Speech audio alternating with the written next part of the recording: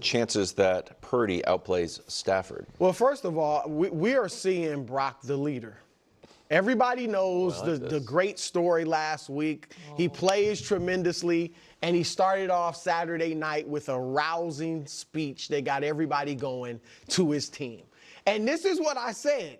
He will be better, but his numbers won't be as good. And I think he's better this year. No. I know his numbers. I think he's a better quarterback. I don't think he's obviously You don't think he hasn't he's played playing better? No. No, but I'm just saying I think the experience he's gained, his mobility has improved, and I think he's seeing stuff like I don't have all these guys, so I've got to. You're either gonna sink or swim, and I think for the most part he swam. But the chances are good because he outplayed them in week 3. Yeah. And here are the numbers. Nick, I know what the numbers. The numbers. I mean, those numbers aren't numbers where it's like he didn't play well. The numbers lying. Those are great numbers. But it's also the only game the Rams won all year without their guys. So, like, there must have been something Stafford was doing. Well, hold on. But who did he have? He didn't have McCaffrey. He didn't have Debo. No, this was the huge Kittle. Juwan Jennings game, right? That was the game Jennings had 3 and he's touchdowns. been a force multiplier with Jennings. He did have Ayuk in that game. That was before the injury. Yeah, but he wasn't playing well early in the year. You're right that those numbers are stunning, and it's even more jarring that the Rams won that game with Purdy playing that well. Back. Right, when they didn't have Kupp and Nacua, because then we saw them in the following weeks when they didn't have those guys. But I'm insulted by the question. Oh, okay. There's no chance he outplayed? They do have Kupp and Nacua back. And listen, Brew's tier 2 quarterback list, I tried to do my best estimation of who's in it, and I came up with at least 8 and maybe 10 guys. Oh, yeah. It's a big, meaty portion of the NFL. Okay, let me hear. Purdy, we know. Yeah. CJ, Herbert, Hurts, Goff, Love, Dak. Hurts? We know his passing is limited. I mean, I don't know that you can have Purdy Hurts. and I don't know that you can have Purdy in a tier above fine, Hurts. But Dak, Baker, I didn't know. Baker would be the 9th. Baker, I think, has jumped. And then there's your guy Russ. He's got to be there. No. Russ is not at this point. not your tier 2. Now he's got to do more. It's 7 games. What about Tua? Tua's impressed me. Okay, so all right, so that's my point. I know Gino's not in it. That's my point. Gino's the only guy. Gino and rookies. Gino, Cousins, the rookies. Kyler, Darnold, he won't put in there yet. So it's 10 guys. I got to see. So I don't know if it's 10. I just gave you. You just said yes. Darnold has to be. Let me the reason I even mentioned it. Darnold? Yes. The only reason I mentioned it. No. Because the reason I find the question insulting is because while Brew's tier 2 is massive, my tiers are different. Mahomes is in the Mahomes tier by himself. Mm-hmm. Then that's fine. I know, for sake of the argument, that's fine. But then I'll just call tier 1 and put Mahomes in it or above it if you want. The guys you have and Stafford. I have him as a tier 1 guy, and I have Purdy at near the top of tier 3. So I think there's a big gap between these two players. And you know who might also? The head coach of the Niners, who as of a week ago was evidently considering moving on from him for the 37-year-old they're playing. This is from your favorite Bay Area reporter, Michael Silver. Peter? No, Mike Silver, who I know you Marcus love and Thompson? respect. Here's Mike Kawakami? Silver. If we can show the quote. A big list. Has this season been so jarring that Shanahan, who 2 years ago tried to lure Tom Brady to San Francisco, might at least ponder the possibility of going after Aaron Rodgers, Kirk Cousins, or Matthew Stafford should any of those veterans become available? I don't have to blow out. There's a word in there called might. Yeah. Also, what an absurd thing to say. First off, people didn't know that Aaron Rodgers, people weren't necessarily thinking of, who Aaron Rodgers was necessarily. And yeah, trying to lure Tom Brady makes sense. It's Tom Brady. Like, what are you talking about? And yes, Stafford's an elite quarterback. You could be a Purdy fan and still believe that Stafford is an elite quarterback. Now, Stafford is tough because of his age and where his own career is progressing. So it's just hard to know really what he is. But how did Stafford look when he didn't have his weapons, when he didn't have his Avengers?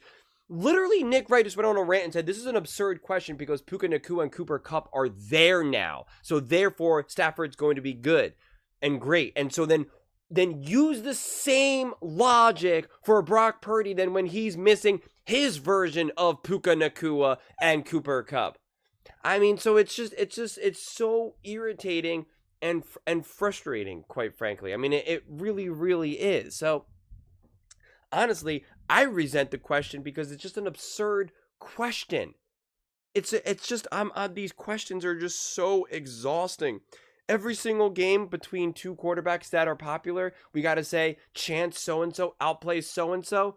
Chances Burrow outplays Josh Allen. Chances Josh Allen outplays Mahomes. Chances, and however we want to work the answer, it's always already within the confounds of how they view said quarterback. Well, of course Josh Allen can outplay Patrick Mahomes, but not in the playoffs. Well, Lamar Jackson can beat the Bengals. He always does that, but I still would rather have Joe Burrow. Like, it's always done in a way that already just solidifies your already pre-existing view on a quarterback. So yeah, here we are right here. It's, hey, is there a chance that Stafford can outplay Purdy? No, because I think Stafford is elite. And by the way, Shanahan may have wanted to move on from Brock Purdy. And it's just like, what? Where are we going with these? Where are these takes even making any actual grounded sense? And what is the better conversation to have? Gee, I don't know. Maybe let's look at these teams as a whole and say which team is better, which team can put it together. Maybe not put it all on the shoulders of just said quarterback. Because if it was just all on said quarterback, then why wasn't Stafford winning without Cooper Kupp and Puka Nacua? Why did he need those guys to come back? Not to mention, yeah, Stafford was making some pretty nice throws against the Bills, but like, go watch that back. Puka Nacua was making insane catches. That honestly, there's not many wide receivers that would have been able to do that.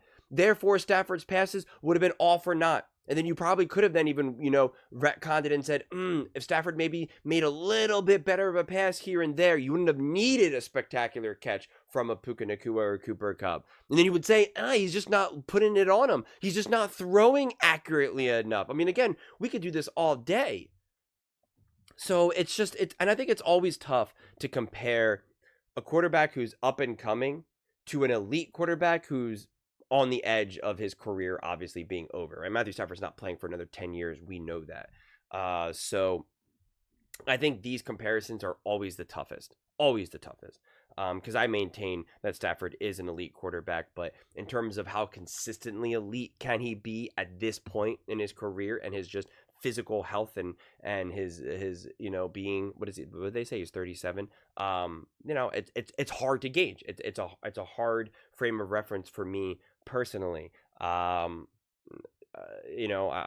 think Stafford is a very underrated quarterback, and unfortunately, because of where he was with Detroit for all those years, he will have never truly been able to reach his true peak powers in his true peak prime. So I just think it'll always be difficult to kind of look at his career as a whole, honestly. And that's where Purdy is honestly in such a great place, because he got to start his career with his Shanahan, with Stafford's McVay. And that goes a really, really long way. But I mean, like, does every single 49ers game need to be this big, indictment on who Brock Purdy is? If Brock Purdy plays great, like, this is what's so irritating. I mean, because even when they looked at those stats, it was, oh, well, Brock Purdy did have Ayuk. Wasn't that big Juwan Jennings game? And it's just like, okay, well, when Stafford had a big game against the Bills, wasn't it that big Puka Nacua game then? Like, it's just so irritating. Like, we have to be consistent then in how we're evaluating it. Like, it just doesn't make sense. So chances Purdy outplays Stafford, in their eyes, I'd say 100% no, because it's not possible. Because if Jennings has a big game or Debo has a big game, they'll be like, Debo really rewound the clock back. He really let everyone know how great he still is and why he should be getting the ball more. Is it a problem that Purdy hasn't been getting the ball to Debo more? Like, we'll just keep twisting it and twisting it and twisting it. It's why you have to be willing to not come up with such a concrete take leading into a game, and you have to be willing to change your mind after a game. That's why I don't make videos where I say, of course Purdy's going to outplay Stafford 100%. Or I'm not going to say no chance Purdy outplays Stafford. And I get it, right? This is the thing that I have to keep wrestling with, is that there's definitely some people that need those concrete black and white takes. Otherwise, people find it boring. Because if you just keep kind of saying, well, I don't know, it could be this, it could be that, not everyone wants to hear that. When in reality, it's like, the way how my mind works is like, I just kind of like to discuss the possibilities. I like to kind of, figure out what is possible, how likely is something to happen, and if it doesn't happen, is it because of, for obviously this example, Brock Purdy's not good enough? Is it because, hey, Shanahan's not doing a good job, or there's injuries, or whatever it may be? I like to then try to troubleshoot and kind of drill down and kind of get things, again, as accurately as I can, rather than trying to have a clearly defined 100% take, whether it's right or wrong. It's my take. I own it. I got it. And then I have to wrestle with it moving forward. Like, it just doesn't make sense, because again, then you run into this trouble. Brock Purdy, 22 for 30, 292 yards, and you 3 touchdowns, and you explain it away. You just toss it to the side. Well, it's shocking that they even lost that game. And then if he plays great this game, it's like, well, I don't know. How do we make sense of that through my already preconceived notion? It's actually just prejudice at its finest, honestly. And with sports, you're always going to have that, because you're going to hate this player, you're going to love that player, hate this team, love that team. In a way, it's why sports are even a thing. But I don't know.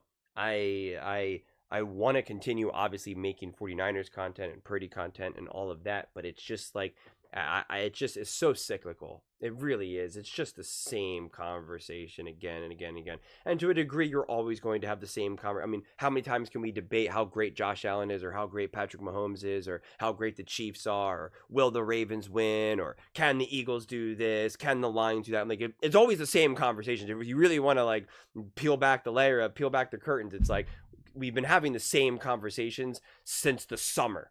Okay, about these teams. And in September, all of the takes that we had about various teams, it's the same takes in October, November, December. I mean, again, I have such deja vu from this, because like these are the exact same conversations that we had about, Lamar Jackson versus Joe Burrow. Chances Lamar can outduel Joe Burrow. Who would you rather have, Joe Burrow or Lamar Jackson? And I don't know. I honestly, like, yeah, I don't know. I can't wait to do it again when it's going to be Russ Wilson versus Lamar Jackson, right? Chances Lamar can, will play better than Russ. Chances Russ outduels Lamar. Like, it's cyclical. And yeah, I don't know. Honestly, it's they're discussions that are worth having when we have them accurately and honestly. So I'm all for having these conversations and even doing it weekly, because again, that's what sports talk is, right? You're just going to keep having those conversations, but you have to be willing to change your mind. I've had certain takes about Lamar Jackson, Brock Purdy, Stafford, whoever, where I have it on week 3, and then week 8, I then change my mind. I think my problem is that when we have this take on week 3, and then we get a whole bunch of new evidence, and then week 12, we still have the exact take that we had in week 3. I think that's actually more my problem than the cyclical, we keep having these same conversations, because we're having the same conversations and the takes are the same rather than re-updating how we're feeling. I think that's probably my, thinking out loud experience, because I have to imagine other people have similar experiences to some of this stuff. And yeah, that's why I took this in a more meta way than I normally do, because again, like, what are we supposed to do here? We're supposed to just kind of, go through all the X's and O's to figure out, can Brock Purdy outplay Stafford? Like, I don't know, man. I don't know. That's why I really want to know your thoughts. Like, how do you think we should continue to have these types of discussions and these takes? Do you think Purdy can Outplay Stafford? And does it even matter? You know, let me know in the comments below. I read every single comment, so whether you agree with me or disagree with me, either way, let's get in some discussions, let's get in some fights, but ultimately, let's just have some fun. And please do consider subscribing. We're building an amazing community here, and I absolutely love to see you part of it. I want to build something that we all genuinely feel connected to, something that we're really excited to be part of. I think we're well on our way to doing it. And please don't forget to give this video a thumbs up, as it really does help with visibility and the algorithm. Thank you so much, and see you next time.